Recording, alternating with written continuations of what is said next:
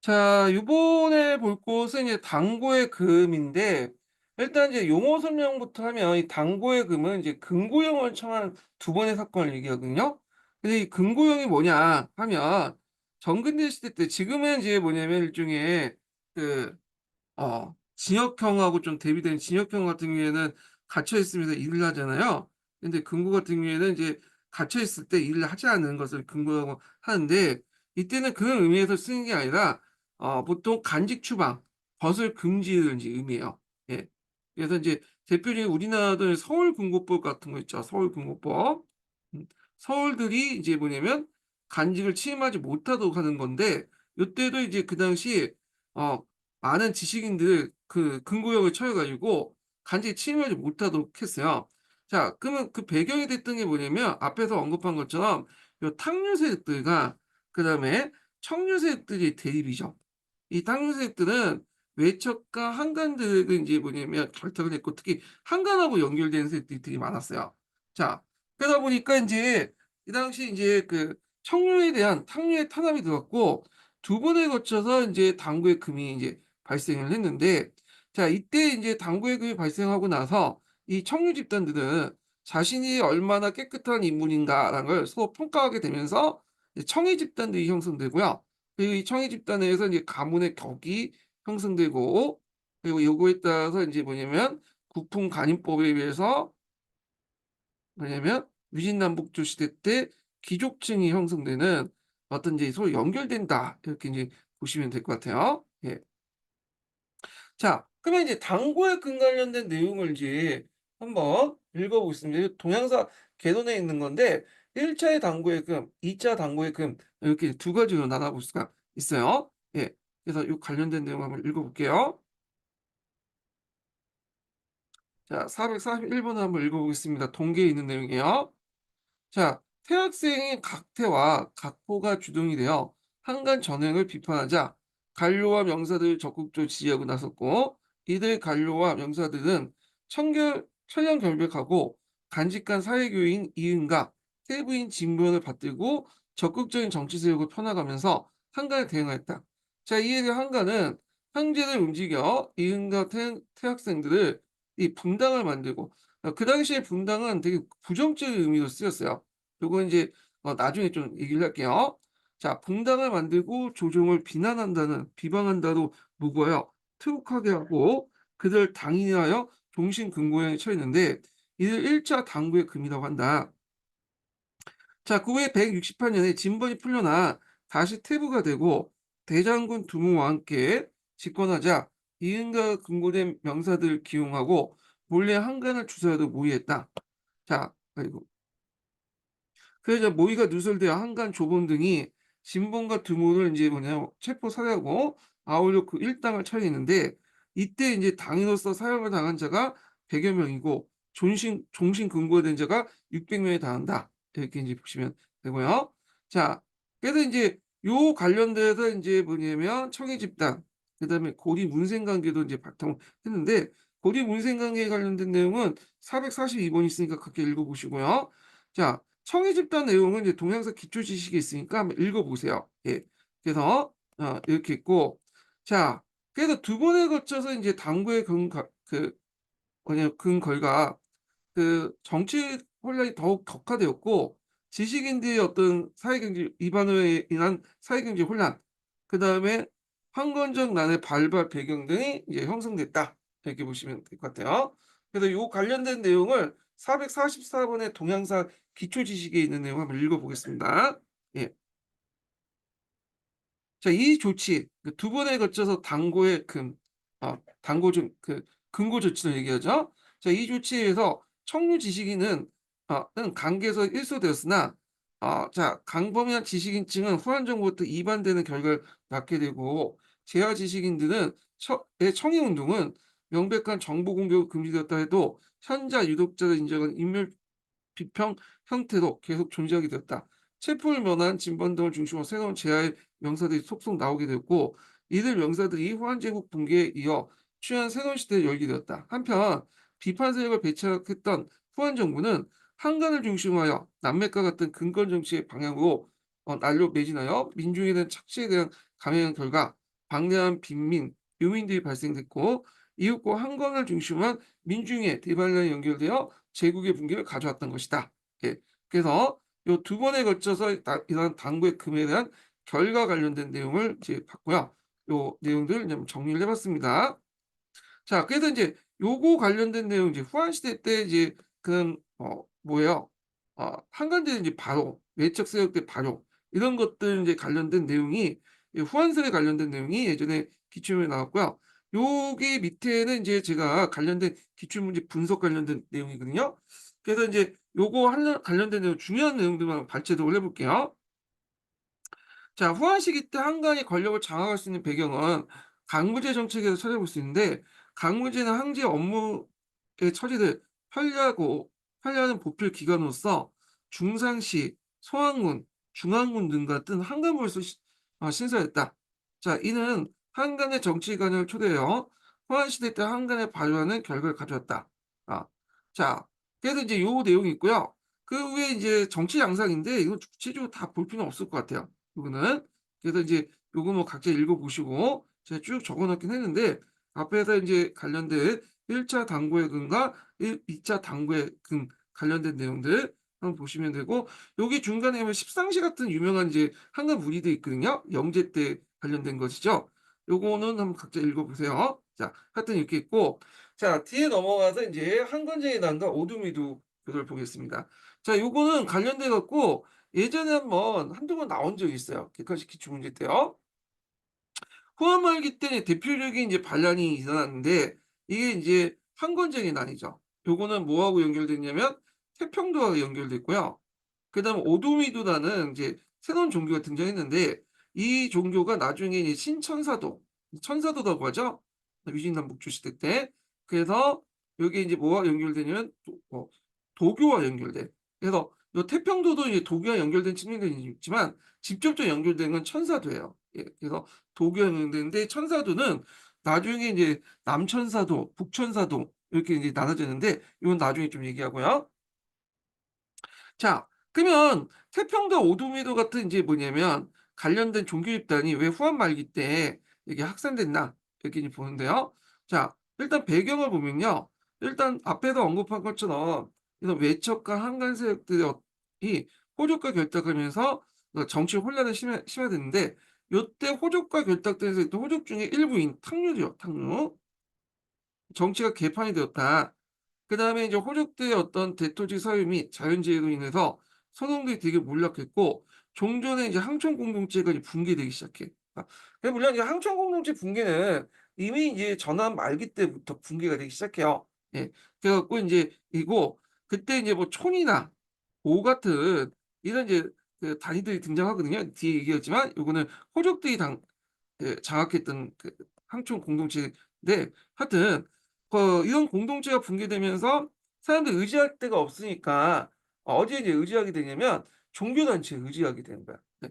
그리고 국가가 제대로 역할을 못 하니까 또 뭐냐면 국가의 역할을 또 뭐냐면 종교 단체가 하게 되고 약간 이제 노마 말기 때 기독교하고 비슷한 양상을 띠고 있다고 보시면 돼요. 자, 그다음에 사상적인 측면을 볼 때 여기 사상을 써야 되네. 예. 홍광의 발달과 예교주의 유행으로 유학의 영향이 축소돼. 일종의 인제 이런 것들이 다 형식적인 거잖아요. 그러니까 실질적인 어떤 사회를 운영하는 운영 원리로서의 기능보다는 출세를 하기 위한 어떤 수단으로서만 전락이다 보니까 이런 것들이 현실 사회의 여러 가지 문제점을 해결하지 못하고 당연히 인제 유학이 역할을 못하다 보니까 그걸 대신해 갖고 뭐가 등장하게 되냐면 예전에 다시 인제 약간 했던 학문 사상 있죠. 이 사상이 전환 초기 때는 이제 있다가 유교에서 잠깐 죽어 있다가 다시 부활되는 거야. 유교가 그 역할을 제대로 못하니까. 그래서 포항 말기에 유학이 사회 지도 이념을 이제 상실하니까 요걸 대체하기 위해서 항로 신앙이 이제 등장하게 되고 요 항로 신앙을 바탕으로 등장했던 것이 이제 요번에 나온 것 태평도와 오두미도죠. 예. 그래서 이제 좀 정리를 해 보면 먼저 이제 노장 사상 있죠. 노장 사상. 예. 이거 도가죠. 도가. 근데 도가와 도교는 달라요. 예, 그래서 도가와 도교를 동일하게 보시는 분도 있는데 그건 아니에요. 도교는 도가 사상을 바탕으로 했지만 여러 가지 민간 신앙이나 이런 것들이 플러스된 종교고 도가는 춘추 전국 시대 때 만들어진 사상이야. 그래서 도가를 도구와 동일하게 보시면 안 되고요. 자, 하여튼 이 노장 사상을 바탕으로 해서 항로술이 등장했죠.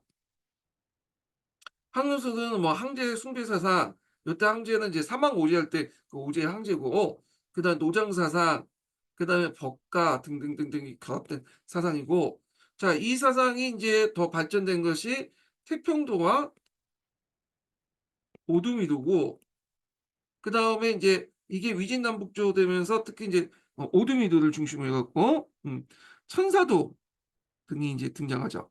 원래는 이제 남천사도라고 해서 이 천사도 본진이 거기고, 나중에 국염진에서 만들어진 북천사도는 이제 신천사도다 해갖고 약간 별파거든요. 이게 일종의 분진이라고 보시면 돼요. 본진은 남천사도, 그다음에 분파는 그 북천사도, 이렇게 이제 보시면 되는데, 천사도가 좀 발전된 것이 도교다. 그래서 도교라는 것은 여러 가지 잡단, 노장사상부터 해서 도가사상부터 해갖고 그 신선사상, 그다음 민간신앙, 심지어는 불교적 요소도 있고 등등등등, 이런 것들이 합쳐놓은 것이 도교다. 이렇게 위진남북조 남북조 때 만들었죠. 그러니까 이 중간 가독인 요 시기를 얘기해요. 이때는 항로수에서 태평도 요독에. 그래서 이제 이렇게 이제 있고, 그다음 군사조국은 그다음 북방이민족이 여러 친일들이 있었어요. 그래서 뭐 강조, 훈노, 선비등 이런 여러 후한 말기 때 친일들이 있었다. 이렇게 이제 보시면 될 것 같고요. 자, 요 관련돼 갖고 한번 여기 한번 읽어보겠습니다. 또 자, 뭘 읽냐면 이제 항로사상하고 요거 읽어볼게요. 동양사 개론하고 여기 있는 내용들. 자, 종래 본래 전환시대 지방조직 기본 조직은 항인데, 항에는 그 지도자격인 삼로, 삼부 등 향민 중에 첨거되어 지방행정을 자치적으로 담당했다. 이에 항인 상호 간에 서로 돕는 정신적 유대관계 형성되었고, 재난을 극복하는 데 큰 도움이 되었다. 자, 그 항총사에 관련된 내용은 뒷부분에 있으니까 다시 그때 언급하기도 하고요. 자, 근데 후한 때 이어 호적세력 때 대토지 사회가 촉진되면서 향은 소수의 항촌 사회주의 전락하고 황제가 파괴되면서 농민이 서로 의지할 조직을 잃게 되는데, 대신에 이제 뭐 촌이라든지 오라든지 이런 이제 새로운 조직체가 만들긴 했지만, 이거는 이제 이미 이제 항촌 자직적인 항촌민들이 만든 자치 조직이 아니라 이건 이제 호족들 예속 밑에 있는 그 조직들이죠. 자, 그래서 이제 이런 것도 있고, 생명과 재산을 보호할 국가는 이미 한강과 외척에 의해서 사건화된 데다가 가중한 부역의 부담은 곧 손흥민의 재생산을 불가능하게 만들었고, 요기에 자연재해와 토지의 상실은 삶을 더욱 불안하게 만들었다. 자, 이때 나타난 주술적 경향을 띤 두 종교는 농민의 개인적 고민을 해결해 줄 뿐만 아니라 그들 경제적으로 또 뭐냐면 경제적으로도, 잠깐만 이게 뭐예요? 경제적으로도, 예, 의료도죠. 예. 자, 경제적으로도 교단 조직에 의지하게 만들어 신도를 확보할 수 있었다. 그래서 이 당시 이제 항촌사회 붕괴, 그다음에 국가가 제 역할을 못해. 그래서 항촌사회 붕괴와 국가 역할을 대신할 수 있는 어떤 뭐냐면 대안적 공동체가 필요했는데, 이때 나타난 게 태평도 같은 이제 뭐냐면 종교 공동체다. 아, 그래서 이제 요걸 이제 볼 수 있는 게, 국가 역할을 했다는 걸 볼 수 있는 게 요거죠. 예. 요게 이제 의사제도야. 이게 이제 태평도고, 이 오두미도 이거 예전에 기출문제 사료거든요. 거기에 보면 의사제도가 있는데, 그래서 이제 의사제도는 뭐냐? 그 당시 일종의 창고예요. 그래서 그 창고에 먹을 걸 많이 배치해 놓고 여행자나 굶주린 사람들을 뭐냐 먹게 해주는 제도야. 원래 이런 제도는, 이런 그 사회보장제도는 누가 해야 되냐면 국가가 해야 되는데, 국가가 그 역할을 못 하는 거야. 한간들과 외척들에 의해서 좌지우지하고 자기들 정권 다툼에만 이제 신경 쓰기 때문에 그 역할을 못 하니까, 이런 오두미도 같은 이제 뭐냐면 이런 종교 단체가 그 역할을 했다. 이렇게 보시면 돼요. 그래서 이들이 이걸 바탕으로 세력을 확대시켜 나갔는데, 이거는 노마 말기 때 노마의 국가 역할을 제대로 못하고 이민족의 침입 등등 해 가지고 사람들이 새로운 이제 공동체를 찾으면서 종교 공동체, 기독교 공동체가 그 역할을 하면서 기독교가 확산되는 배경하고 좀 유사해요. 요게요. 예. 자, 그러면 이제 먼저 이제 태평도를 보겠습니다. 자, 태평도 관련된 내용은 그 뒤에 그 앞부분에 요게 있죠. 예. 그 태평도의 의미가 있으니까 한번 읽어 보시고. 자, 요거는 앞에서 언급했던 항로 사상을 바탕으로 여러 사상 흡수에 형성해서 오도미도와 함께 위진남북조 시대 도교 발전에 큰 역할을 했는데, 근데 주의할 건 오도미도가 이제 본진이에요. 이게 더 왜냐면 큰 영향을 줬어요. 이게 이렇게 연결돼요, 직접적으로. 음. 자, 그러면 이제 특징이 뭐냐? 그러면 개인적 보신, 양생을 강조하면서 그 양생과 보신의 강조 그 방법으로 신성사상과 방수를 서로 결부시켰다. 보신이라는 건 자기 몸을 튼튼히 하고 오래 살 수 있는 것들을 이제 얘기하는 건데, 이걸 이제 서로 연결시켰다는 거. 그다음에 앞에서 얘기한 것처럼 사회보다는 종교 성격이 강화됐어. 예. 그래서 이제 항로를 신격화, 항로라는 것은 황제하고 노제를 이제 하는 거죠. 요때 항제라는 건 우리가 생각하는 그 항자가 아니라 누를 황제야. 사망 오제할 때 그 오제의 항제예요, 이게요. 그래서 이들 신격화해 제사를 지내게 되고요. 이 태평도는 강력한 종교 조직을 잇고 이 종교 조직을 군사 조직으로 전환시켰어요. 이 사람이 장각이라는 사람인데, 이 장각이 이제 이걸 바탕으로 해서 뭘 익혔냐? 한건제기 난을 익혔어요. 한건제기 난. 이게 이제 예전에 10년도 기출문제 나왔던 거죠. 여기요. 예. 그래서 이제 장건의 이제 태평도를 중심한 한건제 난에 관련된 내용을 한번 읽어 보겠습니다. 예. 주 450번에 있으니까 한번 읽어 볼게요.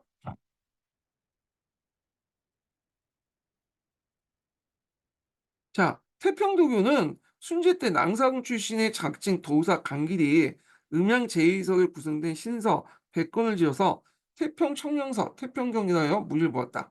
이후 영제시대 때 거국군 출신의 장각이 오랫동안 항로학을 닦고 있었는데, 사회가 불안해지고 혼란이 이제 뭐냐면 심해지자 부족과 부수를 이제 의학을 쓰지 않고도 병을 고칠 수 있다는 걸 주장해서 불과 수년 만에 수십 명의 신자를 얻었는데, 이때 장각은 태평궁을 근거 태평도교라고 이제 하였다. 이렇게 이제 있고요. 그래서 이제 이 그 한건적인 난이 날 때 항색을 사용했거든요. 여기 보시면 어 항색을 했는데 이게 뭐와 연결되어 있냐면 음양 오행서에 연결했어요. 예. 그래서 음양 오행서 중에 음양 상세선인데, 예전에는 이제 뭐냐면 왕조 교체를 이렇게 이제 음양 상극설이나 상생설을 이용해서 이제 뭐냐면 이용을 했는데, 여기까지 파고들면 골치 아프니까 여기는 항색을 강조했다. 이렇게 보시면 돼요. 항색. 그래서 이제 내용을 보면 요거 내용이 예전에 시험 문제 나왔죠. 푸른하느니 이미 죽었네. 누르나느니 서리다. 갑자녀 올해 천하가 대길이다. 이렇게 했는데, 프로나는 이제 후환을 의미하고요. 누르나는 한건적 의미해. 자, 그래서 요 관련된 구절이 시험문제 나왔고, 요 사상은 이제 뭐와 관련된 음양 오행서 중에 음양 상생설과 연결돼 있다. 요 정도만 이제 암기해 두시면 될 것 같아요. 그냥.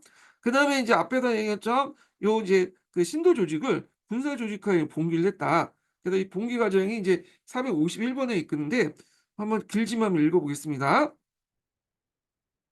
자, 장각은 오랫동안 항로의 돌을 닦았는데 주술에 의하여 약을 쓰지 않고도 병을 고칠 수 있다고 주장하여 수십만의 신도를 얻어 그 세력이 청주, 서주, 그 다음에 추가 아니라 주죠. 그다음에 여주, 익주, 형주, 상주 등의 지역을 확대했다. 이에 따라 장각은 이들 신자들을 대소 36방으로 나누어 각기 수정을 두고 교단 조직을 체계시켰다. 그리고 정치적 분란과 사회 동요를 이용하여 영제 중년 원년 이혼에 정치적 혁명운동을 봉기했다. 그야 장각은 총공장군과 동생 장비는 지공장군, 장량은 인공장군이라고 하여 부하들에게 항색을 존중하면서 한권은 이제 두게 하고, 참고로 이제 홍건이라고 해서 그 원나 말기 때에는 농민 반란이 있었죠. 이거는 이제 그 빨간 두건인데 이거 노란 두건이에요. 예. 자, 하여튼 이렇게 두게 했는데, 이것은 한건적인 난의 어떤 발발이었다. 이것이 한건의 반발이 발발이었죠. 예. 자, 이렇게 본게한 한권 일당은 즉시 이제 주변 구현의 간청과 도시와 마을 약탈했으며 전국이 일시적인 소란이 빠지겠다. 이렇게 있고요. 예. 자, 그래서 인제 그 당시 인제 이런 과정을 통해서 인제 했고, 그때 지식계층들이 일부 이 한건적인 난에 많이 또 가담을 했어요. 예. 자, 그래서 인제 이 한건적인 난은 인제 진압을 했긴 했는데, 그때 진압했던 부대들이 어떤 부대들이냐면 지방 호족들 부대야. 예. 그러다 보니까 이 지방 호족들이 군사력이 훨씬 더 강화돼서 새로운 지배자세로 등장을 하게 됐는데, 자, 요 관련된 내용을 한번 또 읽어 보겠습니다. 예. 네, 452 번이거든요. 자, 처음 한건적인 난이 일어났을 때 지방의 호족과 종족의 일당 그리고 소작인들이 교합하여 자위수단으로 무장 집단을 형성했다. 하면 지방 장관인 주목과 자사 그리고 군의 태수도 지방의 정치 군사권을 쥐고 무장 집단을 구협하여 점차 궁화했는데, 우리가 이제 삼국지 연의에서 봤던 인물들이 여기 나오죠. 이들은 본래 호족 출신으로서 지방간에 임명된 자로서 대표적인 인물로서는 원소, 원술, 송견, 유포, 그리고 조조 등이다. 자, 이난의 이론을 이제 주류는 곧 진압됐으나 그 분파들은 여전히 후한의 군사적 위협이 있었다. 자, 이런 이제 유력한 호족과 무장을 스스로 방해하고 위하여 각 지방에 살고 있고, 이래서 중앙 집권적 고대 제국이 분열되었다. 고대 제국 분열되었다. 이렇게 이제 보시면 될 것 같아요. 예. 아니, 자, 하여튼 이렇게 있고, 그다음에 이제 오두미도를 보겠습니다. 오두미도는 이제 잠깐 여기 설명이 좀 약한데 요걸 가지고 이제 심화 규제 가지고 좀 얘기할게요. 자, 오두미도는 장능이라는 사람이 인제 뭐냐면 했는데, 하부기가 제일 큰 세력이었고, 요게 인제 뭐냐면 농민 단순히 농민 반환 집단이 아니라 일종의 종교 왕국, 한중이라는 지역을 인제 뭐냐면 장악해서 3 대를 거쳐서 종교 왕국을 인제 건설했던 큰 집단이거든요. 이 오두미도는 왜 오두미도냐, 두 가지 설이 있어요. 하나가 뭐냐면 입단할 때 쌀 5두를 갖다 바쳐야 된다. 그래 가지고 이제 오두미도하고 이제 했고, 뭐 5 두를 뭐 나눠 줬다 해서 오두미도라고 했는데, 자, 하여튼 이렇게 얻은 이제 그 쌀을 가지고 의사를 설치해서 빈민구제했는데, 앞에서 얘기한 의사제도 같은 경우에는 국가의 역할을 뭐냐면 누가 하는 거야? 종교 집단이 하는 거죠. 예. 그래서 이제 세력을 확대했고, 특정 지역의 어떤 정치, 군사, 종교를 지배 한중 지역, 그러니까 사천 북부 지역을 얘기해요. 거기에 확립해 종교 왕국을 건설했다. 그래서 이게 나중에 조조에서 이제 통합 정벌되긴 했지만 한때 그랬다는 거죠. 그래서 이제 위진남북 시대 때 종교 활동을 재개해서 불교의 영향을 받아서 이론 정비 및 제도 발전을 해서 도교 형성의 어떤 기반이 됐던 거, 직접적인 기반이 됐던 것이 오두미도야. 예. 그래서 오두미도 같은 경우에는 앞에서 인제 그 위진남북조 때 천사도라고 이름을 바꿨고요.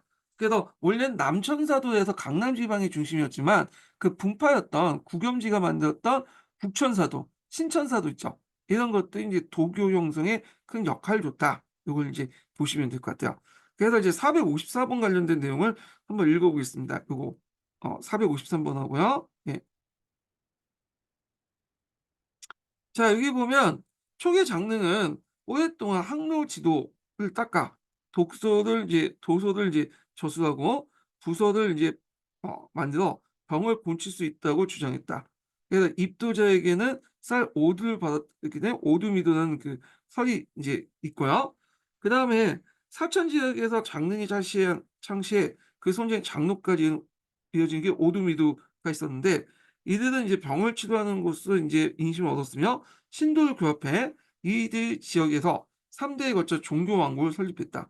자, 오두미도 역시 도가사상 영향을 받았는데 강고한 그 교단 조직을 그대로 국가기구로 만들었다. 이렇게 있고요. 자, 그다음에 인제 454 번을 보겠습니다. 한건당이 편전되는 후에 강권의 압박을 받아 세력이 크게 쇠퇴했으나 한중 지방에서는 장로에서 그 교설과 세력이 본전돼 있다가 5, 16국 시대 때 및 위진 남북주 시대에 북방 유목민주의 단층과 함께 정치 사회적 질서가 다시 혼란되자 종교 활동을 재개하고 또 불교의 영향을 받아서 이론적 정비 및 제도 발전에 이룩하여 마침내 도교 성립했는데, 요 관련된 내용이 예전에 한번 기초에 언급됐었죠. 요 부분은 제가 나중에 또 관련 부분 할 때 다시 인제 얘기를 하겠습니다. 자, 그래서 인제 요런 내용이 있고요. 요 관련된 내용들은 이제 여기서 끝나기도 하고 한 해 경제 부분은 이제 보겠습니다.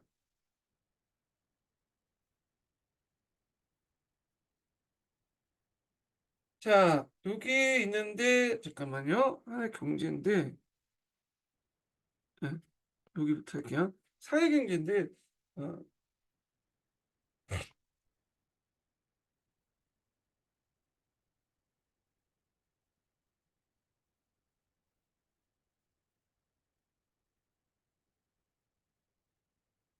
잠깐만요. 예. 자, 경제 발전을 보면 이제 경제에서 큰 역할을 했던 것이 호족들이죠. 호족들은 여러 가지 인제 뭐냐면 방법을 인제 했는데 이건 나중에 좀 얘기하고요.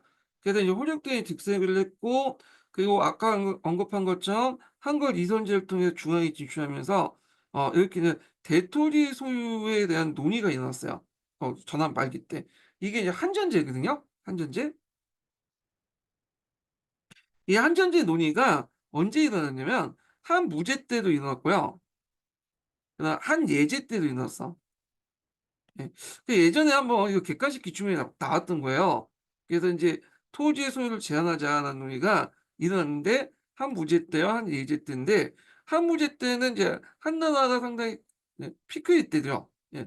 그리고 이때는 인제 내려갈 때고 예제라는 거는 보통 이제 한나라의 마지막 왕을 이제 붙일 때 그 시호를 붙일 때 예제라는 표현을 쓰는데 자 논의만 있었지 이게 실시되진 못했어요.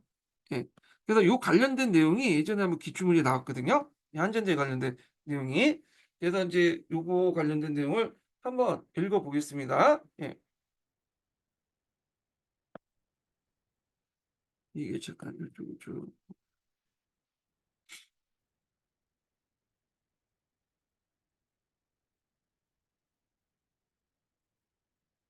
자, 한전법은 승상인 공간과 그다음에 대상을 항호해 주자고 제정된 토지 제한법으로서 그 내용은 제후왕의 여가 여부는 그들의 본국 내에서만 사전 소유하게 되고 간내후 이후 간민의 토지 소유가 딱 30경우 제한됐다.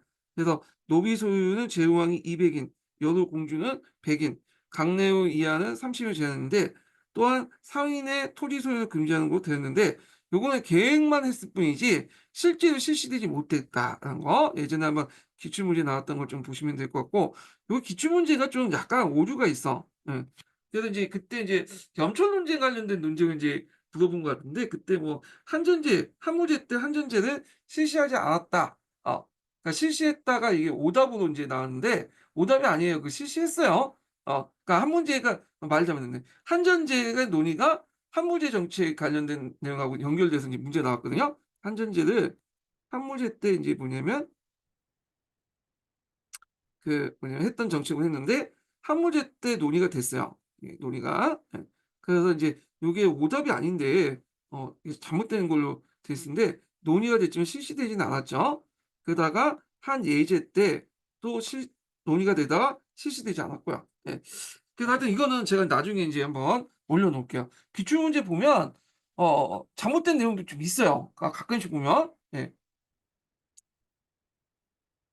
이건 중요한 건 아니니까 논의만 됐다. 이렇게 보시면 되고 그다음에 전반적으로 인제 뭐냐면 정책이 중농 억상 정책이죠. 그래서 인제 요런 것도 아까쯤에 얘기했으니까 좀 얘기했고요. 자 농업 정책을 보겠습니다.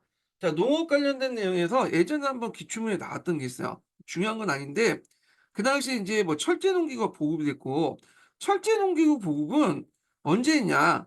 그 저번 날 말한 것처럼 이제 춘추 시대설도 있고 전국 시대설이 있거든요. 그래서 이제 춘추시대에 널리 보급됐다는 사람은 중국학계 입장이고 전국시대 때는 일본학계 입장이에요. 예. 자 이렇게 두 가지 견해가 있긴 있는데 어느 게 맞냐?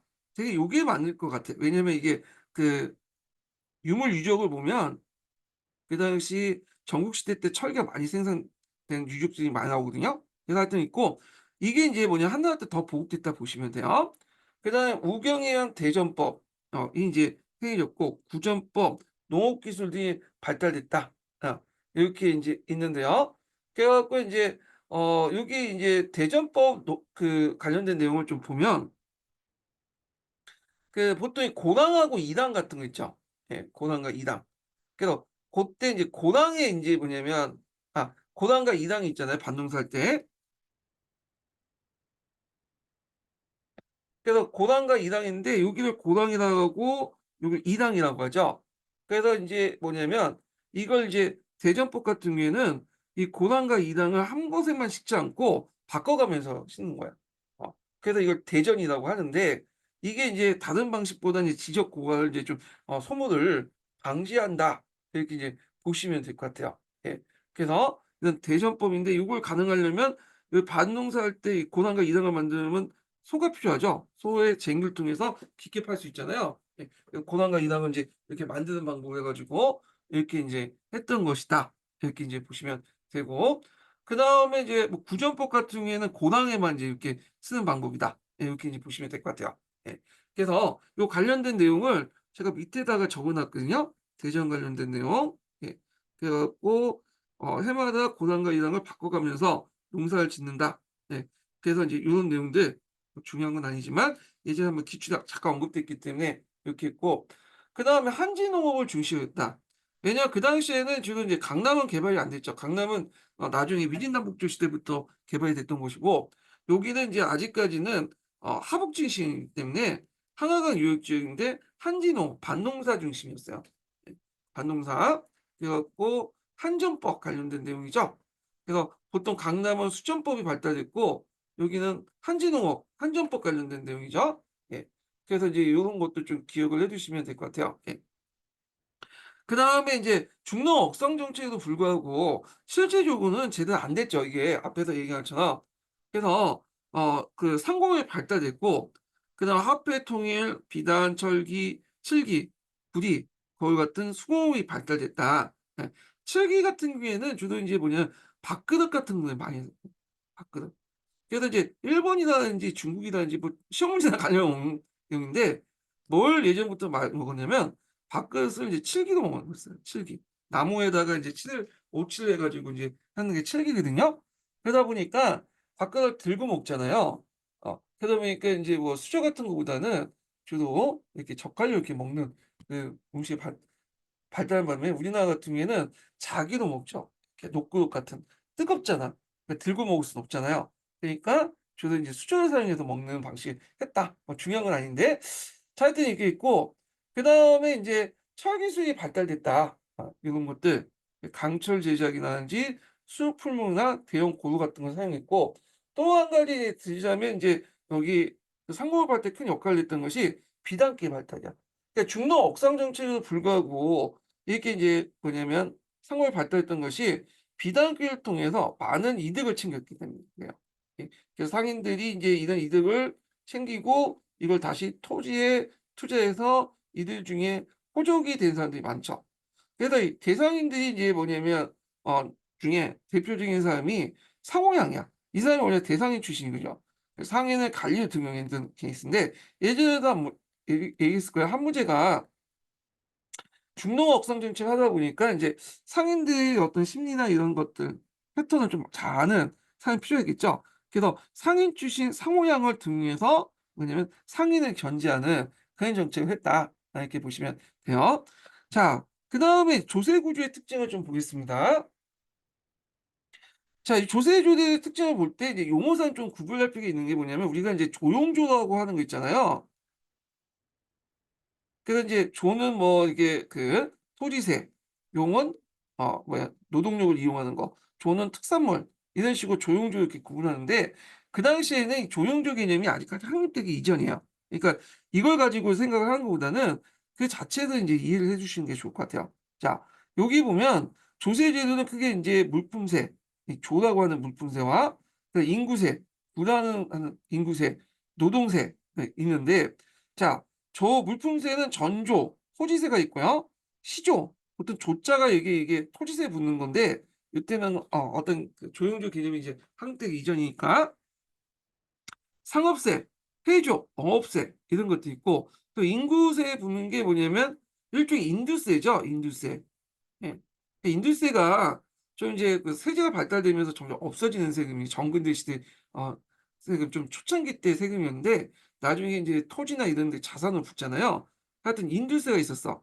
그래서 산부, 성인 남자들이 있었고, 부부는 미성년자, 갱부는 이제 요역 대신에 내는 세금이고, 산자는 아까쯤에 이제 한 문제 때 얘기했죠. 재산세야. 예, 노동세는 이제 요역으로서 여격과 번역이 있었다. 자, 한나라 재정의 특징 같은 게 이제 볼 때 뭐냐면 이건 한나라 전환 관련돼서 얘기한 건데 전환대 국가재정하고 상시재정이 분리돼 있었어. 그러니까 우리식으로 따지면 공부 분리죠. 공부 분리.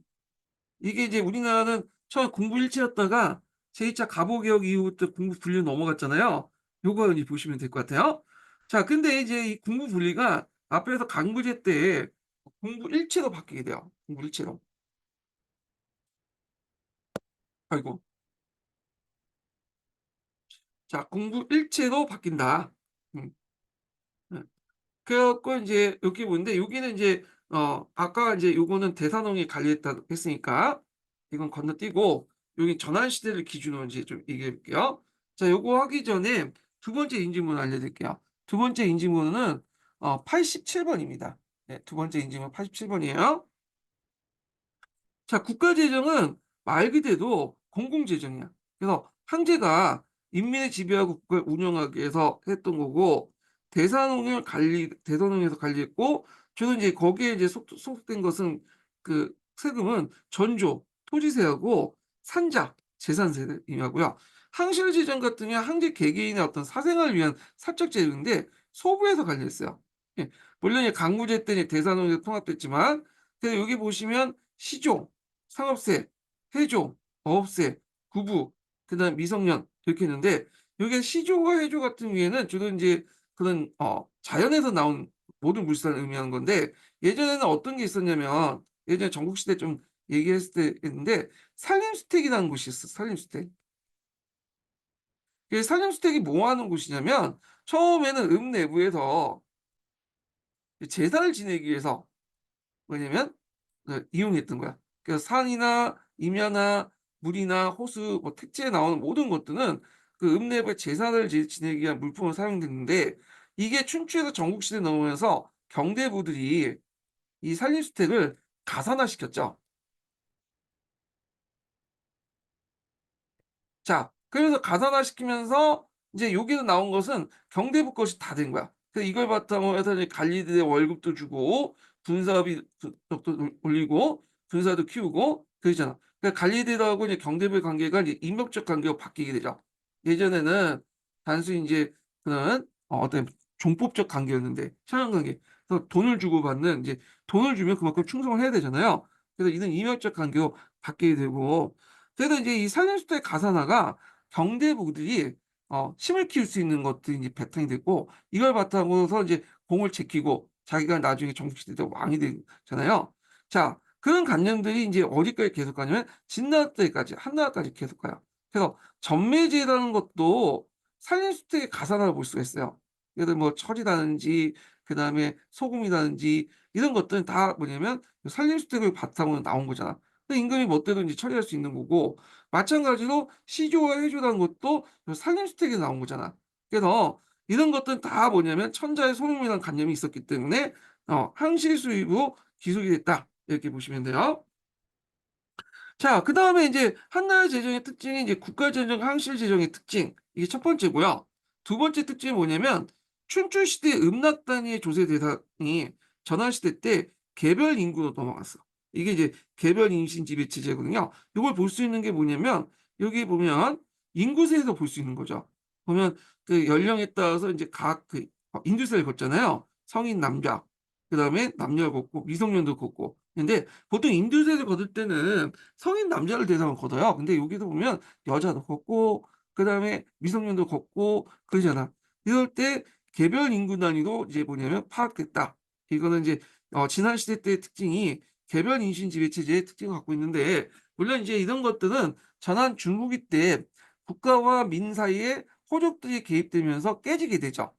그래서 이제 위진남북조 시대 때는 개별 임신보다는 뭘로 하냐 호주식 그러니까 인해서 뭘로 호로 이제 바뀌게 되죠. 호로 지배 그 수치 대상이 호의 바탕은 호주식이 계속 이제 징세 기준이 된다고 보시면 돼요. 물론 호의 어떤 기준을 갖는 거는 그 건너에 따라서 달라질 수 있지만 기본적인 건 호였다. 예. 자, 그다음에 인제 세 번째 특징은 뭐냐면 조세급납파야, 조세급납파. 자, 그 당시에는 오수전을 이제 발행을 했다고 했잖아요. 예. 그래서 이제 오수전을 이제 뭐냐면 세금을 내고자 한 거야. 이게 상당히 의미가 있는 게 뭐냐면 위진남북조 시대 때는 물품세였어요. 그리고 조세 급납화가 제대로 된 게 이제 당나라 양세법 이후거든요. 근데 이거는 그전에 그 후에는 계속 물품세였던 양세법 때 가서 이제 급납화가 되는데 그 급납하기 전에 뭐냐면 이미 한나라 때 그 전인데 한참 전인데도 불구하고 조세 급납화가 일어났다는 거예요. 예. 그게 이제 특징이다. 그래서 후대인 위진남북조가 오히려 물품세인데 그 전대인 그 한나라 때가 조세 급납화가 좀 특이한 거죠. 자, 그래도 인제 요약해 보면 한나라 재정의 특징은 전환 시대까지 국가 재정과 황실 재정이 분리됐다는 거 이런 것도 있고요. 두 번째로는 춘추 전국 시대의 그 조세 대상이 은락이었는데 개별 인구로 바뀌었다는 거. 세 번째가 조세 급납화 이렇게 인제 요약해 볼 수가 있어요. 그다음에 인제 한나라 인제 사회 관련된 내용을 좀 보겠습니다. 한초기 때 사회 관련된 내용은 지금까지 나온 게 뭐 호적 관련된 내용? 예. 그런 것도 있는데 뭐 호적은 정치하고 연결돼 있으니까 요 자체의 문제 나온 건 별로 없어요, 지금까지. 예. 자, 그렇지만 일단 동계나 그런 데서는 상당히 비중 있게 이제 다루기 때문에 한의중이나 그런 데서 이제 나오기 때문에 한번 나올 거 가능성이 있어요. 예. 자, 여기는 이제 먼저 한 초기하고 그다음에 그 호족들이 장악한 한 중기 이후에 이제 사회를 구분했는데 여기는 한 초기 때 사회를 바탕으로 한 거예요. 한총의 이제 한총 사회 구조를 보면 크게 인제 군가형까지는 국가 조직이죠. 예. 근데 그 밑에 한가리는 상촌 조직이야. 그래서 이제 초한 시 한총 시기 때는 상민들이 자유스럽게 이제 뭐냐면 그 지방 자치를 하도록 한 거야. 자기들끼리 국가가 개입하지 않고 자기들이 알아서 먼저 자율적으로 운영하도록 했어요, 한가니까지는. 예. 그래서 이런 것들 이제 자율적인 항촌 사회의 어떤 모습들은 후에 인제 어디 홍무제가 벤칭마킹 했죠. 예, 벤치마킹해서 그래서 이제 이걸 통해서 이갑제 있죠, 이갑제. 이갑제가 인제 그 뭐냐면 한초기 때 어떤 그 사회 구조, 상리제를 바탕으로 한 거예요. 자, 그 니라는 것부터 이제 설명하고 이제 항을 설명할게요. 자, 니가 왜 생겼냐? 이게 춘추 전국 시대 때 이제 혼란상에서 나왔는데 원래 춘추 초기 때까지만 해도 모든 시대 그 모든 지역에 인제 뭐냐면 사람들이 살지 않았죠, 인구가 적다 보니까. 그래서 주로 살기 좀 음락을 중심으로 인제 살고 있었는데 나중에 인제 인구가 늘어나고 또 인제 여러 토지들이 개간하고 되면서 사람들이 인제 토지 사유가 되면서 이제 뿔뿔이 이제 다른 지역으로 가게 돼요. 그래서 예전에 개발되지 않은 극지들 있죠? 거기를 이제 개발하기 시작해. 그러면 새로운 마을들이 형성됐는데 이게 니야. 거기다 이제 치수 사업한다면서 또 일부는 이제 백성들을 끌고 와 가지고 마을을 만들죠. 그래서 이런 등등 해 가지고 여러 가지 목적으로 해서 니라는 것들이 등장을 하게 돼요. 예. 그래서 이 니라는 거는 종촌의 이제 음락 공동체가 봉건적 시족 결합으로 돼 있잖아요. 근데 여기에서 벗어난 자유인들이 서로 알지도 잘 못하는 사람들끼리 모여서 만든 마을이었고 그래서 이제 앞에서 얘기한 것처럼 이 니들 뭐냐면 바탕으로 그걸 몇 개 묶어서 향을 만들었죠. 향리 조직이 만들어진 거야. 그래서 이 향리 조직을 인제 장악하기 위해서 범법대에 군현제가 인제 그 위에 인제 도입을 하면서 장악을 했는데 이런 것들이 한나라로 이제 쭉 개성이 됐다. 그렇게 보시면 돼요. 그래서 이제 여기 보면 한국인의 중국사 보면 리의 구조가 나와요. 그래서 한번 읽어 보시면 될 것 같고. 자, 그러면 이제 재민지배 체제는 이제 리를 바탕으로 했는데 여기에 보면 이제 국가가 이제 리에 있는 인민들을 어떻게 장악했냐. 이 작제와 살을 통해서 장악했다. 이렇게 보면 되고 환관이 그 역할을 했다. 환관은 뭐냐면 인민 중에 좀 유독하고 좀 그 지역의 유력자들을 인제 뭐냐면 환관을 임명했어요. 뭐 유유나 색부나 삼로 같은 사람들을 인제 했는데 약간 이갑질하고 비슷하죠. 그러면 인제 작제와 사의 역할이 뭐냐. 이게 이제 봐야 되는데 자, 작제와 사를 통해서 개별 인신 지배가 이제 확립됐다 그랬는데 리민을 하나하나 통제했다고 했거든요. 그럼 작제부터 인제 얘기를 해 볼게요. 보통 작이라는 것은 그 예전에 춘추 시대 때는 주로 이제 누구한테만 이제 주어진 거냐면 그 지배층들에게만 주는 국인들이라고 있죠. 그래서 이제 이들이 인제 했던 것이 작이란 거야. 그래서 요 작은 처음에 인간과 인간 간의 등급보다는 뭔가 이제 신과 이거 넘어가자. 하여튼 지배층에게 이제 주어진 게 작이라는 거고, 근데 이게 피지배층들에게 이제 확대된 것은 언제냐면 전국시대 때부터요. 전국시대부터. 그래서 이제 대표적인 게 공수작제가 있죠. 그래서 공을 세우고 하면 거기에 작을 주는 제도가 있었어요. 그래서 인제 있고, 이런 것들이 인제 뭐 한나라 때 들어가서 인제 보면 매장력이라고 해서 저번에 얘기했는 그 작을 주죠. 물론 이때 작은 인제 그 버스긴 하지만 명예직 같은 것들인데 이런 걸 작을 줘요. 그리고 또 한나라는 또 작을 이런 대상인들에게 또 갖다 파는 것도 있겠지만 리민에게 줘요, 리민에게. 그래서 이 리민에게 주는 건 물론 이 리민에게 준 작들은 좀 이제 명예직이죠. 명예직인데 그래서 이민들 보면 인제 여기 안에 그 뭐냐면 유유 삼부 상노 같은 사람도 있잖아요. 되게 나이가 좀 많고 그 유적자들을 중심으로 해 갖고 주고, 그리고 그 순서에 따라서 인제 좀 나이가 적고 좀 영향력 없는 사람들 이렇게 그 있을 거 아니에요. 그 등급을 매겨 가지고 이민에서 차등적으로 이렇게 작을 줘요, 작을. 그래서 이제 작을 주면서 이제 모든 백성들이 황제의 신하라는 걸 이제 이렇게 상징적으로 알려주는 거고, 그리고 인제 사도 인제 그 역할인데 사는 뭐냐면 토지신이야. 그 지역에 토신들이 있거든요. 정통적으로 인제 중국에서는 토지신에 대한 제사가 있어요. 그래서 인제 이 제사를 이제 뭐냐면 황제가 직접 집에 지내는데, 물론 황제가 직접 인제 그거를 일일이 모든 마을에 찾아가서 이제 지낼 수는 없죠. 근데 그 한간이 황제의 명을 받고 지내도록 하는 건데, 하여튼 이 사회 계층을 통해서 사를 통해서 뭐냐면 황제가 인제 그 역할을 했다.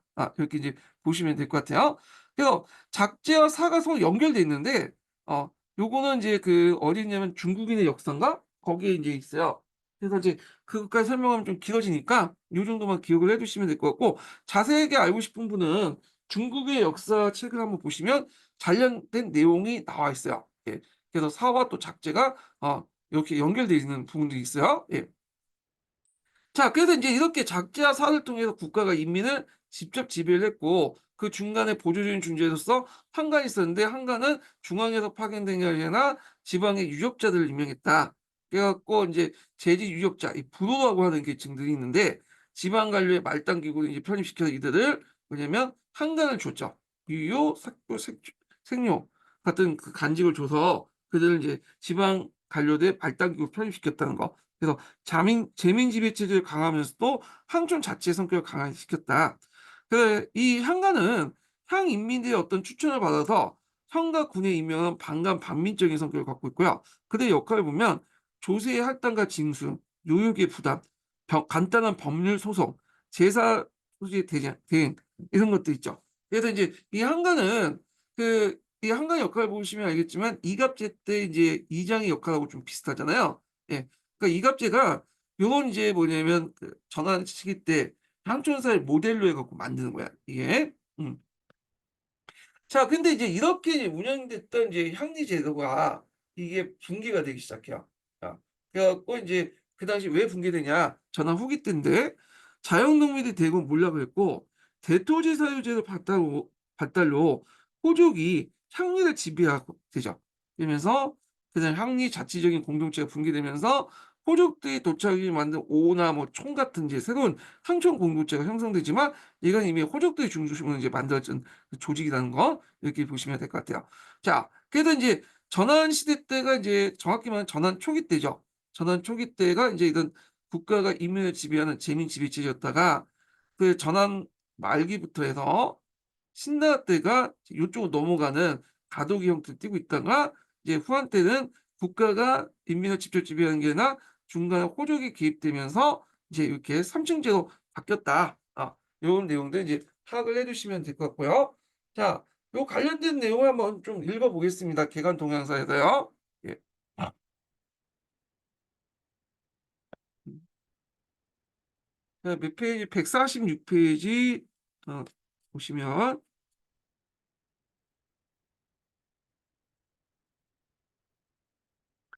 자, 여기 보면 처음에 니 공동체는 서로 격차가 심하지 않은 소토지의 소유 농민들이 부를 중심으로 공동체적 관계를 유지하면서 집주하고 있었다. 그러니까 서로 같이 모여 살고 있었다는 거죠. 그러나 대체로 이제 평온한 통일제국 400년간 긴 치세 아래 농경 기술의 진보, 단계 시세 확대 등으로 농업 생산이 높아지면서 그 사회 내에서 대토지 소유자와 토지 상실자라는 빈부의 분화가 일어나게 되었고, 상승한 생산력이라는 열매는 군농들이 차지하기 때문에 동준서와 말한 같이 부자의 정답은 천이나 백으로 연이어 있는데도 빈자는 송곳을 꽂을 만큼 땅도 없던 계급 분화가 일어났다. 자, 이렇게 이제 해서 분홍이 강대해진 것이 호적이었다. 예. 물론 호적에 대해서는 이제 여러 가지 출신도 있어요. 이렇게 이제 성장 분홍 계층도 있고, 상인들이 이제 뭐냐 땅을 사가지고 성장한 사람도 있고요.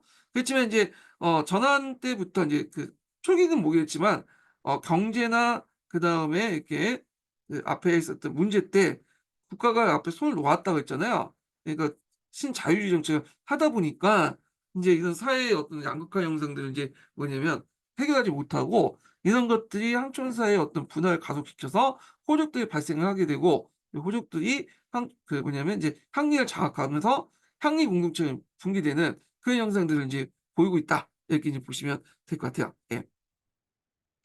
자, 그러면 이제 호족 세력들을 보겠습니다.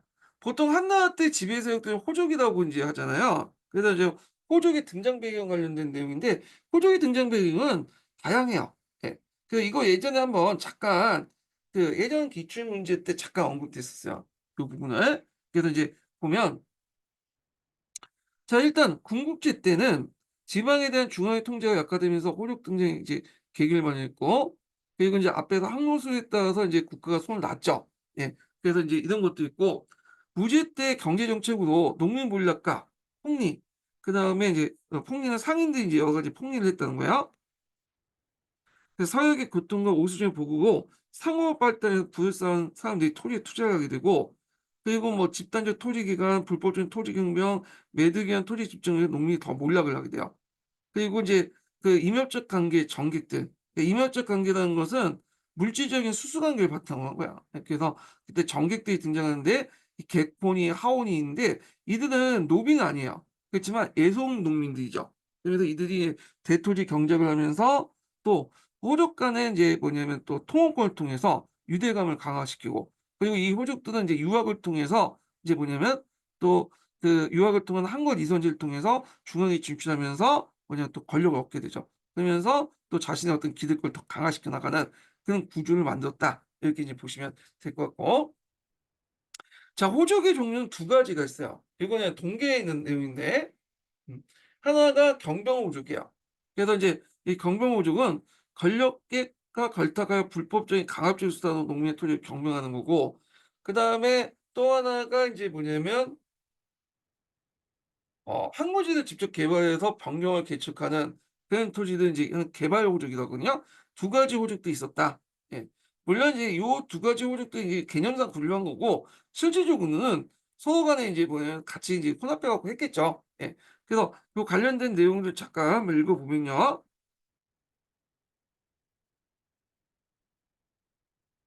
자, 여기 보면 464번이 경병호족 관련된 내용인데 한번 읽어보겠습니다. 당시 토지는 유일한 생산 수단이었고, 특히 일반 자작 소농민의 경우에는 생활 수단의 기반이었기 때문에 토지 구입이 용이하지 않았다. 그리고 호족들은 제력과 강권을 이용해서 불법적인 방법, 위협, 사기 등 강압적인 수단을 사용해서 농민을 축출하면서 토지 매입을 간행했는데, 이것이 토지 경병이었으며, 토지 경병을 통해 성장한 세력들을 경병호족이라고 한다. 이렇게 했고요. 개발 호족 관련된 내용을 한번 읽어보겠습니다. 수많은 종인들과 식객들 거느리고 산속 깊이 있는 항구지 또는 인적이 드문 변경지에 정착한 이들은 성과 비슷한 보도를 구축하여 항구지를 개건하고 농경지를 이제 조성했는데, 이런 것들은 뭐 촌이나 오라고인지 하는 그런 새로운 이제 항촌 공동체죠. 그래서 이제 황구지 개간을 통해서 대토지 소유는 비교적 용이하게 진행될 수 있다. 자, 그리고 이렇게 개간 개발을 통해서 대토지 소유 형성된 호족들 개발 호족이라고 한다. 이렇게 이제 보시면 될 것 같고. 자, 그래서 이제 호족대의 특징을 보면, 이 호족대의 특징은 이제 여기는 안 나와 있는데, 여기는 좀 구체적으로 이제 좀 설명할게요. 예. 그래서 후한부터 이 남북 쪽까지 호족대 특징을 좀 보는 거예요. 자, 이들의 호적 인적 기반은 정족과 황당으로 구성되어 있고요. 그다음에 인역적 관계로 했다. 관계 정객과 예속농민을 했다. 이게 이제 앞에서 언급했던 거죠. 예. 그다음에 도덕적인 평판을 높여서 항청사의 여론을 확보했다. 이런 것들. 자, 그런 것도 있고요. 그다음에 넘어가서 잠깐만요. 이게 꺼졌네. 아, 이게 어디 갔어? 응.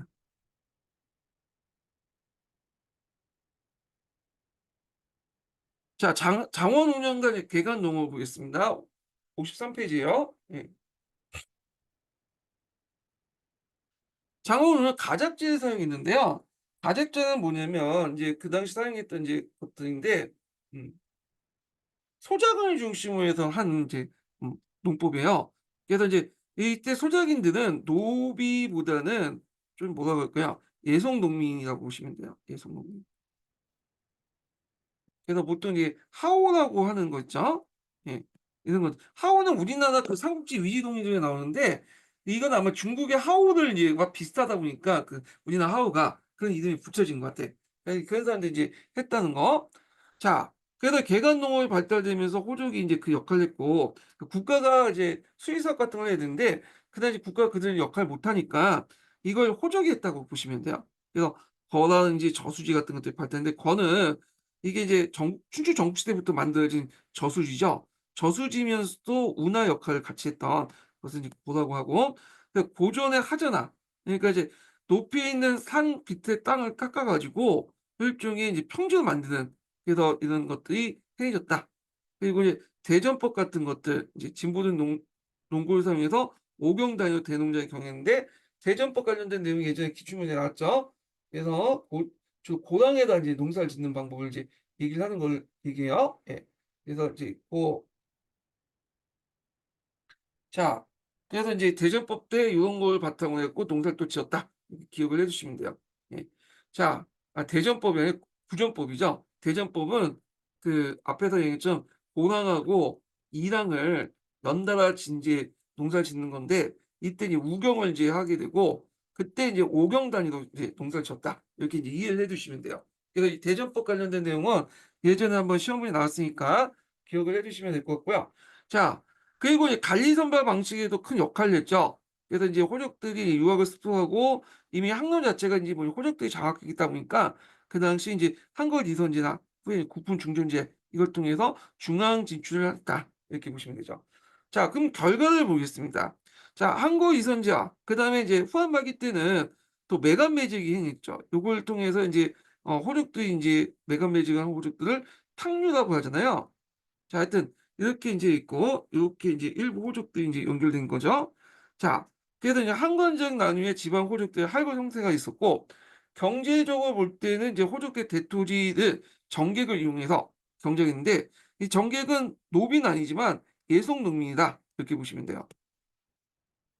그래서 상호 위존적인 학리 공동체가 붕괴되고요. 대신에 이제 등장했던 것이 이제 뭐냐면 총과 오라는 조직이다. 이렇게 보시면 돼요. 총과 오. 그다음에 이제 그 당시 이제 그 농민, 호족, 황제 삼층적인 지배 구조로 변질됐고 그리고 이제 그 당시 예속 농민들 그다음에 또 노비들 이용해 갖고 뭐냐 사병화 시켰죠. 이걸 부곡이라고 해요. 부곡.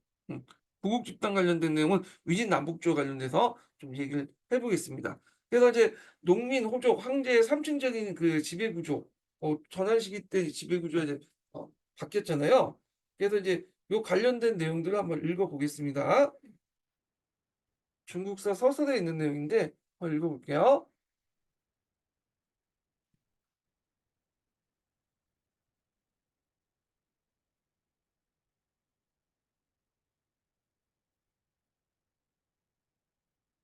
자, 한대 사회도 경제 발전에 따른 호주의 성장과 발전 후대에서 후한 때에는 전환 사회와는 근본이 다른 즉 국가의 경제, 사회, 국방의 기반이 되었던 자작의 소농민층이 거의 몰락해서 사라지고 빈민이나 유랑민을 전락된 농민들이 하우로 변모 어, 변모 변모가 잠깐만요. 변모하도록 변모하고죠. 예. 자, 변모하고 호족들에게 예속된 상가 하오의 사회로 변모했다. 자, 이러한 점에서 그 당시 잠깐만. 유당민들이 하오로 변모하였다. 예. 이게 여기 중간에 있네요. 예. 유당민들이 전락한 농민들이 호족들에 예속된 상가 하오의 사회로 변모했다. 예, 중간에 이렇게 삭제해 주시면 될 것 같고, 자, 이러한 점에서 호환 때 사회는 전환 때 사회와 또 달랐다는 점을 볼 수 있다. 이렇게 이제 보시면 돼요. 자, 그래서 이제 이렇게 해서 이제 호족 관련된 내용을 이제 봤고요. 한해 문화와 관련된 내용을 좀 보겠습니다. 한나라 문화와 관련된 내용이 이제 보면 크게 이제 보면 국문학파와 공문학파, 이 국문학파 공문학파의 대립, 요게 이제 볼 수 있는데, 요게 이제 한 뿐만 아니라 청라까지 또 연결돼요. 요건 나중에 좀 얘기하고요. 특히 국문학파에서 뭐가 나왔냐면 동준서가 이제 국문학파에 속하죠. 춘추 공양학파가 이제 국문학파인데, 이때 이제 그 뭐냐면 아 청인상은설 이런 거와 그다음에 이제 사학 관련된 내용 있죠. 사학. 사학부에서 이제 사기, 한서 이런 것들. 사기하고 한서 예전에 차이점을 물어보는 것들 예전에 시험 문제 나왔죠. 예. 이렇게 인제 보시면 될 것 같습니다. 자, 그래서 한나라 때는 유학이 간학으로 인제 채택이 됐거든요. 그래서 이건 여기 안 나와 있지만 유학이 왜 간학으로 채택됐는가 배경을 좀 보겠습니다. 이게 뒤에 있나? 네. 이거 제가 뺐네요, 이걸. 예. 그래서 심화서 잠깐 볼게요. 자, 뭐 여러 가지 이제 다양한 요인들이 있는데 사상적이고 정치적이고 사회적 측면을 이제 보면 될 수 있는데,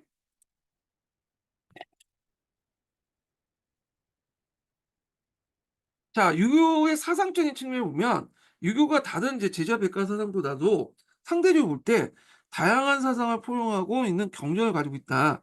그래서 유교 경전은 고대로부터 내려오는 중국인의 어떤 사상 철학과 인간윤리를 강조했고, 그다음에 육아 사상 자체가 한계 지배체를 용인하고 한계 지배를 정당화시켜 주는 역할을 하는데, 이게 뭐냐면 춘추 공화강 근문학파에 나온 청인사원설이에요. 처음부터 육아가 이제 황제 지배체제를 인정한 건 아니었어요. 왜냐면 육아의 군주가는 황제를 선택할 수 있거든요. 그러니까 왕을, 군주를. 그래서 황제에 절대 충성하라 그런 내용은 없어요. 근데 이제 나중에 궁서갱유 때 이런 것들이 없다 보니까 이제 탄압을 받게 되고, 그래서 나중에 전환 넘어가면서 적응하는 과정에서 이제 황제의 어떤 충성을 유도하는 그런 이제 사상 체제가 발달됐는데, 이게 대표적인 청인사원설이다. 이렇게 보시면 될 것 같아요. 자, 하여튼 요런 것도 인제 좀 기억을 해 두시면 될 것 같고, 유교 사상이 원래 없던 것을 요게 이제 정비하면서 만들어냈다. 이렇게 보시면 되고, 자, 그다음 정치적인 측면에 보면 한초에 유행했던 도가 사상, 항로 사상의 반동에 대해서 그죠? 이거 너무 내버려 뒀더니 국가 체제가 인제 제대로 갖추지 못한. 그래서 국가 체제 갖춰가는데 유교 사상이 인제 필요했고, 뭐 동준서의 건이라든지 이런 것들. 자, 그다음 사회적인 측면을 볼 때는 전환 때는 앞에 불호라는 사람이 있죠. 불호는 그 항촌 사회에서 좀 나이도 많고 그다음 영향력 있는 유지들이야. 그래서 이런 것들 권위를 인정할 때 이게 상당히 육아 사상이 상당히 큰 역할을 하잖아요. 자, 그다음에 또 호환 때도 호적 세력들이 족족 결합이나 윤리적 근거 이제 육아의 예를 보여요. 그리고 또 이걸 바탕으로 해서 자신의 어떤 정체성도 청이 집단이나 정체성도 만들어내고 그다음에 이제 뭐 그 관료도 되고 그러잖아요. 자, 이런 등등 해 갖고 그 당시에 유교가 가능하고 채택된 배경이 될 수 있고요. 한계도 있어요. 일단은 겉으로는 유학을 내세우고 있지만 실질적으로는 법과에 의해서 하죠. 예. 그리고 그 당시 유학이라는 거는 어떤 hun고학풍 유학, 형이삭적인 철학적 유학이 발달하지 못했기 때문에 있고, 그리고 상당히 이제 예전에 시험 문제 나왔지만 이게 천인사원설이라는 미신적 참의 사상을 바탕으로 했다. 이때 참이라는 건 뭐냐면 참자는 일종의 종교 예언설이고요. 우리가 도참할 때 이제 예언 있죠. 위라는 것은 음양 오해나 미신을 통해 경악을 해석하는 거야. 그래서 이제 그 경악을 경전을 음양 오해에서 해석해 갖고 앞날을 예언하는 사상이 참의사상인데, 특히 이 참의사상이 강한 게 금문경이야. 금문학파야. 그리고 여기에서 나온 것이 이제 청인상설이고요. 그래서 이 청인상은서는 자주 시험 문이 나왔으니까 좀 기억을 해 두시면 되고, 청인상은석이 참의사상과 근문학파 연결됐다는 것도 예전에 기출문이 나왔고요. 그래서 이제 그때 대표적인 사람이 동준서죠. 동준서의 제이설도 이제 여기 청인상은서가 연결된 거예요. 예. 자, 그래서 인제 요런 것들이 문제점이 있다, 이렇게 보시면 되고요. 그래서 인제 요 관련된 내용을 이제 한번 읽어 보겠습니다. 494 번을 읽어 볼게요. 자, 참이설은 한초부터 육아사상과 밀접한 관계를 이루면서 발전했다. 그래서 청인상설, 감생제설 또는 수도 수명설 등이 유행했고, 유교에서는 원래는 이제 청인상설이 우리가 동준서가 처음 주장했다고 이제 생각하는데, 그건 아니고 예전부터 음양오행서에서 뭐 이런 것들이 이게 비슷한 사상도 있었고, 동준서가 유교에 이제 채용했다, 이렇게 기억을 해 주시면 돼요. 예. 자, 유행했고 육아에서는 칠경에 대한 이제 위서의 독자적, 칠경이라는 것은 욕을 얘기해요. 칠위. 그래서 이제 위서라는 것은 욕을 경을 유교 경전을 그 뭐냐면 아 그 음양 오행에 따라 재해석한 거거든요, 요게 일종의. 그 그래서 칠경에 대한 위서의 독자적 해석을 행하기도 했다. 또 이 과정에서 육아 사상과 신비적인 참이성이 융합되어 상호 영향을 받게 되었는데, 그 대표적인 게 동중세 제이선. 제이선은 이제 그 앞에서 얘기한 청인상서의 일종이에요. 자, 제이서였다. 동중세 제이서는 군주가 실정을 거듭하면 하늘이 제의를 일으켜 충고하고, 그것도 반성이 없으면 정치상의 실정이 현실 문제에 대두된다 내용인데, 자, 이 같은 동료의 제의서는 음양 오행사상과 참의사 영향을 크게 받는 사실을 말하고 있다, 이렇게 있고, 참의사 관련된 내용은 그 밑에 있으니까 좀 더 자세한 거는 읽어 보시고요. 예. 자, 그러면 이제 근문학파, 고문학파 논쟁을 이제 보겠습니다. 요게 예전에 한번 시험 문제 한 두세 번 나왔어요, 이게. 예. 그래서 두 번 나왔나? 예. 15년에도 나왔고, 예전에 한번 객관식 기출에도 잠깐 언급됐었던 건데, 자, 그럼 근문경하고 고문학파의 논쟁이 왜 생겼냐? 그 발단이 됐던 것이 진시황의 분석이냐. 이때 이제 많은 책들이 없어지고, 그리고 많은 유학자들이 파묻어졌잖아요. 그러다 보니까 나중에 진나라가 망한 후에 인제 유교 경전을 다시 복구시키려고 했어요. 그러다 보니까 인제 그 과정에서 인제 뭐냐면 근문학파, 고문학파 이런 것들이 나왔고, 그 논쟁하는 과정에서 만들어진 것이 인제 훈구학이라는 그런 유학이죠. 그 훈구학은 이런 진시황의 분석을 통해서 만들어졌고, 그 과정에서 근문학과 고문학파 논쟁이 있었다, 이렇게 보시면 돼요. 그럼 근문학파, 고문학파가 뭐냐? 이걸 이제 봐야 될 텐데, 자, 근문학파는 인제 뭐냐면 일단 근문학파부터 설명할게요. 자, 요때 근문이라는 건 뭐냐면 그 당시 이제 사용했던 문자를 얘기해요. 전환시대 때 사용했던 문자가 예서거든요.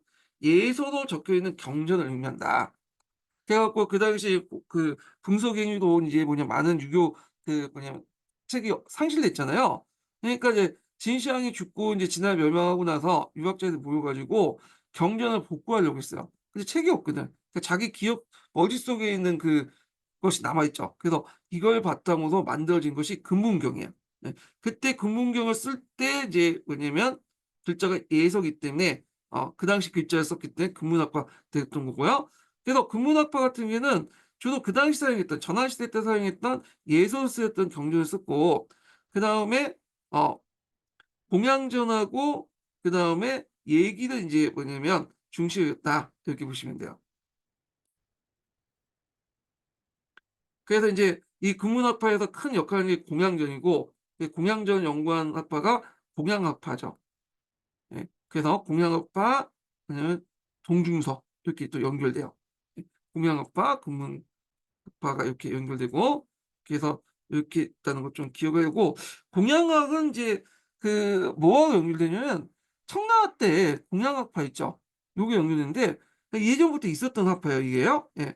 그래서 이제 청의 공양학에 영향인데, 요건 청나라 시대 때 관련된 내용을 이제 할 때 좀 얘기를 해 보고요. 그래서 요거 관련돼서 한번 읽어 보겠습니다, 개간 동양사에 있는 내용을. 자, 전국시대 때 육아의 경전과 그 주석서가 진의 분서에서 소실되었고, 진이 망하고 한이 대신하자 근근하게 학자들의 구전, 그러니까 머릿속에 담아 있는 걸 이제 뭐냐면 책을 만들기 시작한 거죠. 구전에서 한초에 전해진 육아의 경전과 주석이 그때 문제인 예서에 의해서 새로 쓰여졌고 이를 받는 유학이 그 문제 때 공인되어 오경 박사는 학과를 두게 되었다. 이 한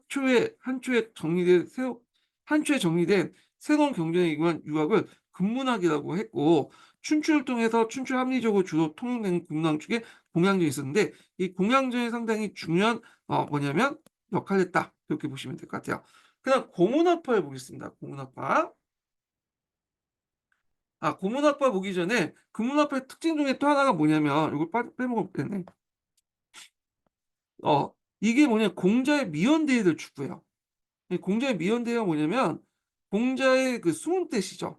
그래서 원래 이제 원칙들 그 포면서에 있는 내용보다는 공자가 그 글을 쓰면서 어떤 의미를 추구했는가 중간 숨어 있는 뜻이야. 근데 이 미연대라는 것이 객관적으로 검증될 수는 없는 거잖아. 공자한테 물어볼 수도 없는 거고. 그러니까 공자의 생각을 자기의 생각을 공자의 이론 같았겠다고 보시면 돼요. 공자가 원래는 이런 뜻으로 이런 말을 했다. 이런 뜻은 이런 것이다. 근데 이런 것이다. 그래서 이제 주관적 해석이 들어가는데, 자, 그때 자기 생각이 들어간 거야. 그래서 이제 미연대인데, 이때 이제, 공자의 미연대는 주로 이제 전환시대 때는 뭘로 했냐면, 참이설, 그 다음에 뒤에 청나라 때는 서양의 사상이나 이런 걸 통해서 공자의 미연대를 이제, 얘기를 했던 거죠. 그래서 이때는 주로 이제 공자의 미연대, 숨어있는 뜻을 추구하는 과정에서 뭘과 결합되냐면, 참이설과 연결되고, 그때 청해상가설이 이때 나왔다. 이렇게 해서 당장 이제 근문학파를 바탕으로 한 이제 그 당시 전환 시대 그 전환이나 후한 시대 때 간학파들은 상당히 뭐냐 신비주의고 참의설을 갖고 있는 게 그런 특징이에요. 예. 그러니까 근문학파는 참의설과 연결돼 있다. 이렇게 보시면 될 것 같아요. 자, 그다음에 고문학파가 있는데 이 고문학파는 왜 나왔냐 하면 초창기 때 금문경이 나타났는데 나중에 민간에 존재했다 발견된 경전이 나와요. 왜냐하면 그 당시에 이제 군사 사건 때 많은 유학자들이 이제 뭐냐 책을 뺏겼지만 일부 책들은 뭐냐면 그 당시 집 담벼락 같은 데 있죠. 집에 이제 그 당시 흙으로 만들었으니까 흙을 이제 집어넣고 책을 집어넣고 흙을 덮는다든지 담벼락에 흙담에다가 그 밑에 책을 집어넣는다든지 등등 해서 결국에는 나중에 이제 발견이 되거든요. 발견이. 이걸 바탕으로 해서 만들어진 것이 이제 뭐냐면 고문학파야. 이 고문학파는 그 당시 이제 근본으로 적혀진 게 아니라 예전 책이기 때문에 뭘로 적혔겠어요, 당연히. 이거는 이제 그 금문경, 춘추 전국시대 때 사용했던 문자도 사용했잖아요. 자, 그러다 보니까 이제 뭐 전서체나 금성문과 좀 선수된 그 경전이고 요 고문학파에서 중요시 여긴 것은 뭐냐면 자전과 주례예요. 자전과 주례. 자, 이 자전은 뭐냐면 춘추 자시전을 얘기하죠. 춘추는 공양전, 자시전 있잖아요. 여기는 자시전을 이제 하고 주례를 중시해. 요거 좀 기억을 해주세요. 자, 요게 이제 주례는 근문학파에 없어요. 국문학파에 없고 고문학파에만 있는 거야. 이 주례는요. 예. 그래갖고 이제 이 주례는 고문경이지만 실제로 이제 뭐냐면 국문학파든 뭐 어떤 파든 다 떠나서 뭐냐 개혁을 하려면 이 주례를 다 이용했다. 이렇게 보시면 돼요. 자, 하여튼 이 고문학파는 뭐와 연결되냐면 국문학파가 이제 청해 공양학과 연결된 방면에 요거는 청해 고중학과 연결된다. 이렇게 보시면 돼요. 그래서 이 학문적인 계보와 관련된 내용은 제가 나중에 또 청량할 때 다시 한번 또 정리를 해볼게요. 자, 그래서 이제 고문학파, 국문학파의 전개 과정을 보면 전환시대 때 주류는 그 동준서를 볼 수 있듯이 국문학파예요. 고문은 이제 제학학문이고 그래갖고 이제 뭐냐면 이들은 이제 그 고문학파는 고문 경정 토론 운동을 통해서 고문학파에 도전을 했고요. 예. 그때 이제 칠략 같은 것들이 완성했는데 이 칠략은 고문학파하고 국문학파의 경전을 정리한 거야.